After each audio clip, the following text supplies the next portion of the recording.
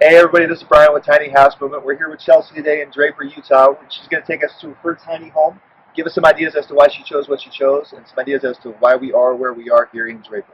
So this tiny home is about 260 square feet, not including the loft, and it's super functional and so much fun. We rent this home out on Airbnb, and right now I am fully booked through the middle of December, and I generally have, during my busy months, I generally have an occupancy rate of 93 to 95%. So if you want to visit SLC Tiny House, definitely want to book early because we fill up pretty much every single month. This is my living room area, and as you can see, we have a futon here so that we can fit more people in the home. I do provide a TV, but we don't have cable or anything, but we do provide a Fire Stick so you can watch Netflix and Hulu and whatever you want to do. And we also have Wi-Fi. One thing about our tiny home is we actually are located in an RV park. In Salt Lake, it's really difficult to find a place to put a tiny home that would be legal, but an RV park is a really good option. Some things that are super nice about here is it already has water hookups, it already has sewer and electricity, so we don't have to worry about any of that stuff because it's already provided for us in the lease of our space, so it's really convenient. Okay, so when you have a tiny house, you definitely have to get creative with storage, and when I had this home built for us, we knew that we'd be using it as a rental property, so we didn't have any built-ins put in just because it wasn't something that we needed, and we liked the open feel of the open stairs. So I have these really nice hidden hangers here on the stairs so that when you come stay with us, you can hang up your clothes. So this is my big, beautiful kitchen, and there's so much space in here, more than maybe most apartments have, so you don't have to worry about cooking or cleaning. So roomy, so easy to take care of. In this home, we have butcher block countertops, which for practical reasons are really nice because they're not super heavy like a quartz countertop or a granite countertop would be. So it doesn't add too much weight to the home, which can be really important when you're towing a tiny house. You don't think about how much things weigh, but if you have thousands of pounds of countertops, that's even harder for your truck to pull.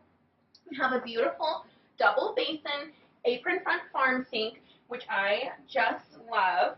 And one thing that's super nice about the sink is that I can block off one side and I can use this to fill up with mop water and mop my floors. I don't even have to have an extra bucket or anything because it's already here in the house. We have open shelving, which I actually think is an excellent solution for a tiny home. I think in regular houses it can be hard to have open shelving that looks really clean and clutter-free. But in a tiny home, you have to minimize how many things you have. So we have just the basics. We have 8 plates, 8 bowls, and some cups, and just enough for what you need and never too much so that it always looks clean and organized and serves its function.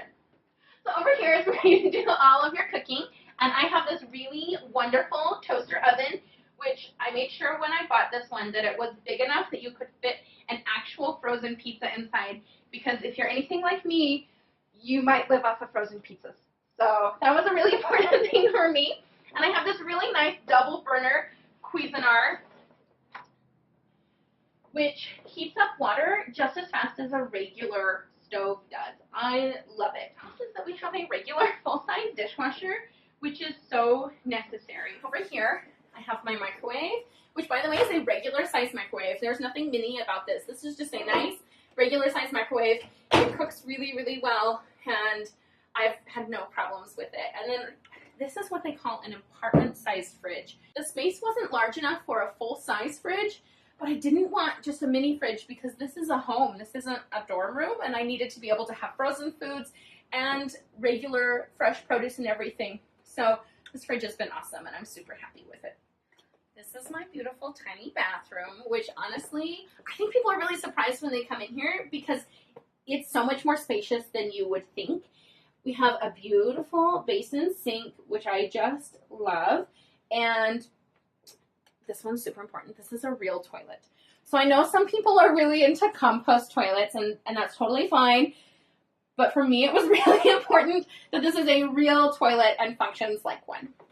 And then when we were building our tiny home, We had the choice of doing just a shower, but my husband and I actually have babies, and so we wanted to have a tub because you need to be able to clean them in the tub. So we have a tub shower combo, and it's super tall. This barn door was custom made by the builders, and I love it. I love everything about it. And it's super easy to slide. I never have any problems with it.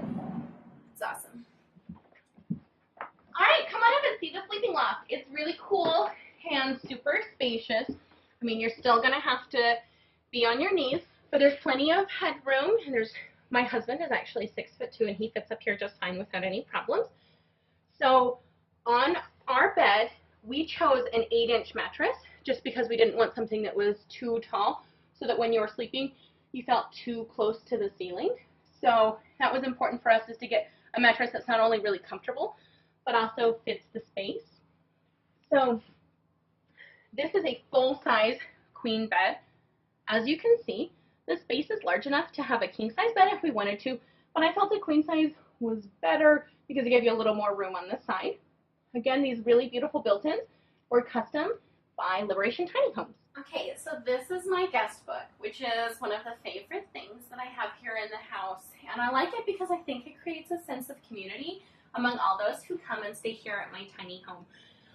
People leave me really nice notes. They tell me about their trip. They tell me why they came to visit here. And I really like it because people can come in and feel like this space is more than just a hotel, and instead is a place where you share experiences with other people.